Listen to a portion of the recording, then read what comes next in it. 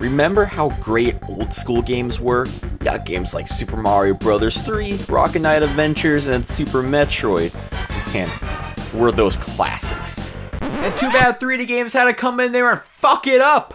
And I'm not talking about games like Super Mario 64 or Crash Bandicoot. I'm talking about the stuff that came before that. I'm talking about Floating Runner.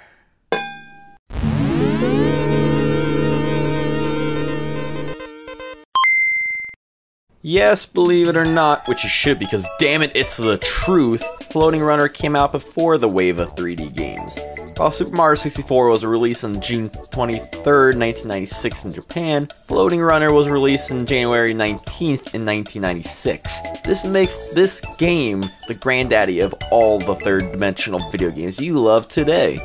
So the first thing you'll notice is the camera pointing down at your character. You'll probably want to change that, and you'll soon find out you can't. You have two camera choices, and that's tilting down at you or directly overhead. The most annoying setup for an action platformer I have ever seen. You can never see what's ahead, which is normally waves of enemies, despite of what difficulty you're playing on. Is it too much to ask for the camera to look up?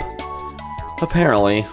And trust me, the camera is only as bad as the gameplay, which is a challenge all in and of itself. See, since this was pre-analog era, you move like a tank with no speed or fluidity. This means you can't turn and move at the same time, making platforming an uphill battle.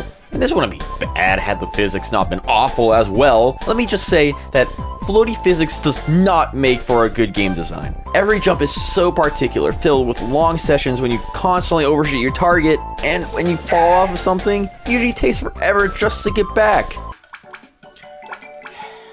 And the worst part is, about the timer, is it doesn't even follow normal time logic. You see, it starts at 92, right? So, okay, that's not that much time, but if you really stop and look at the timer, it takes a long time for that thing to count down, and I counted it out, and it takes approximately 10 seconds. Now that I like to call a floating minute, and that may sound all fine and dandy, except for the problem is when you get to a part where you have to climb, like this one stage you have to climb this tree all the way around, and it's so hard to climb up because you're constantly overshooting it. It feels like you're taking forever, but you look at the timer and it's only gotten like 2 seconds. It makes you feel like you've been stuck in this purgatory of awful physics. And it fucking sucks. I'm trapped in this game. And I keep playing it. That's the worst part.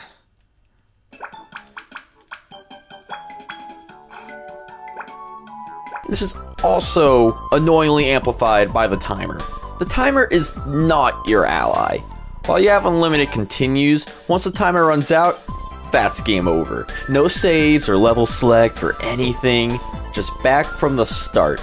But back to the gameplay, because I can't stop talking about that like some big ass mole. If you even try to be near a wall to ensure a jump, all that ends up happening is that you're pushed back. Going upstairs is a task all on its own. And for dealing with enemies, you have a gun that's as effective as a fly swatter, as you're never going to hit anything because the bullshit arches over everything. And why does your gun shoot at an arch? It doesn't make any sense. You can clearly tell by the picture it looks like a normal looking gun. So why is it so hard for it to just shoot straight? Just shoot fucking straight. Straight. Straight. Straight. On top of that, all the enemies take a million hits to die, and they come in swarms. It's like being tossed in an ocean with cinder blocks strapped to your dick. You're gonna drown. Honestly, all the stage design makes you do is run as fast as possible to the end of each level. Even if you change the difficulty to easy, the unfair challenge doesn't change.